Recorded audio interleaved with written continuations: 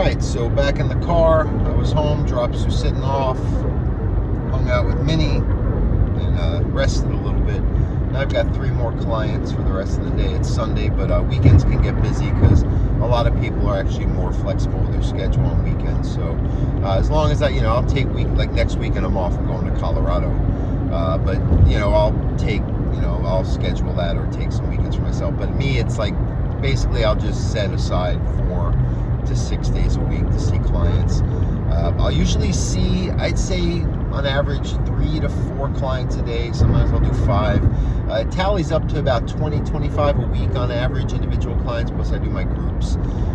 Sometimes pushing it, I'll do 30 or so in a week. I've done that. It's just a lot. I'm pretty tired, so and I'm getting older, so I can't really do those on a regular basis.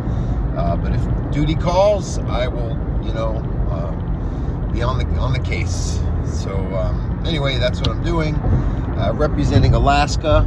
I got my 3 Bears hat. If you're from Alaska or live in Alaska, been to Alaska, you know what 3 Bears is. I like the hat too. It's pretty cool. I have a couple of them, and I used to go there like almost daily for a lot of different things, including fuel. Anyway, that's that. Let me talk about the cases I'm doing. I don't know. I guess this is the stuff you do on social media. Please, if you're not interested, just tell me. If you want to hear more of it, I'll do it. I'm not really satisfying. I just know if I want to get more people hearing what I have to say about dog behavior and training, I have to do this stuff too to kind of get you to be interested. Maybe it is interesting. I don't know. But anyway, I've got on my way to see. He's a mixed dog. He's like a corgi mix. He's got reactivity.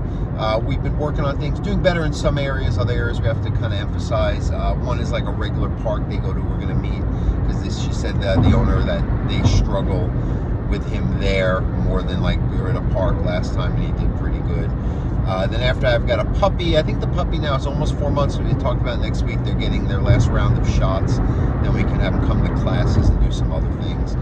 And then just on a sidebar, right, on typical Brett fashion, with puppies, with the shots, I'm not big on like overdoing it, and I definitely think that even before your dog has all their parvo, rabies shots, whatnot, to get them around other dogs that are healthy, have all their shots, environments where they're just kind of, you're holding the dog, they're pushed around in a sanitized shopping cart, and they're just seeing dogs, but not completely avoiding or not letting your dog go outside at all for those first 2 months that you have them, so they have all their shots. Now, me as a dog who almost died, my beloved Susitna, who you saw earlier video, he's alive and healthy, but he almost passed away last year at 7 months old because he had parvo and he wasn't done with his round of shots. I had him in a boarding facility and he ate a dog's poop and he ended up getting sick very bad. It was terrible, and it cost me a whole lot of money, and I had to take like a month off of work to care for him round the clock. So anyway, there's videos on that if you're interested in seeing the journey on that, but you can also see him now, and he's healthy and robust, and he's happy, and like nothing ever happened. I'm traumatized. He could care less. So that's, with puppies anyway, you want to be skillful with socializing, getting them out. So we're going to meet in their kind of neighborhood. Then next lesson, we're going to have the puppy go out more and do some sessions out in public. Work heavier on the socializing, especially towards other dogs. Then the last case is another puppy, but we've been working through training for a couple months. So she's I'd say 5-6 months, because we just started going out in public. So I'd say 5 months. I just don't want to look while I'm doing the video, but I'd say she's about 5 months. She's doing good. The owners have been on it from my last, we met about 3 weeks ago.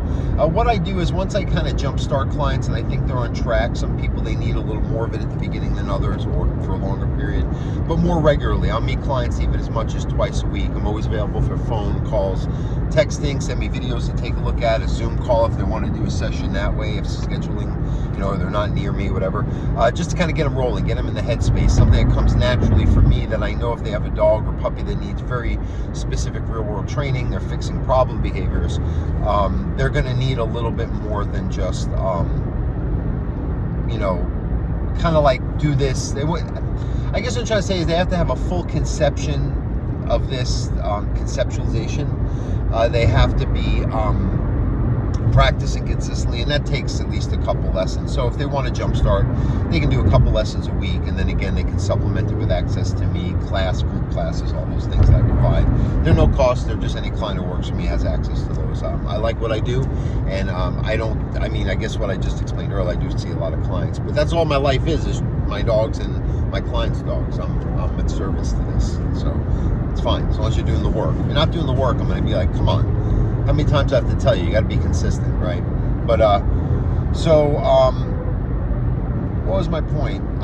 Anyway, they're doing good, right? So we're at a park. We're going to meet at a public park near their house, and we're going to be doing like distance recall, heavier distractions, things like that, to kind of, as we go to the end of so after about 2 or 3 months, I work with people long term, and then we'll do like once every, I guess that has a point, right? So instead of like twice a week, then we'll go to like once a week, then we go to like every other week. Now it's been like 3 weeks. So like we space it out. Some people, they'll leave like a last lesson, or they'll do like a refresher lesson a couple months later after we do, and everything's good and on track. And again, they always have access to me for life. So it's like, Brett, what did you mean by this? Or we're practicing this, and this is going well, this is all right, and I I'll give them as much time. I'm not, so that's part of it. I like what I do. That's why I don't scale up, and I don't try to phone it in and dismiss the clients. I just want to work with good clients. There's so many dogs. There's endless dogs that need this. This is a very popular profession to be in now. So it's not like when I first started where people are like, what, dog trainer? I guess maybe you use one of those. It's very hard. I get like 2 clients a month, even when I was full-time, if you want to call it. It would be like it's spaced like 1 client every 3 months. It was crazy.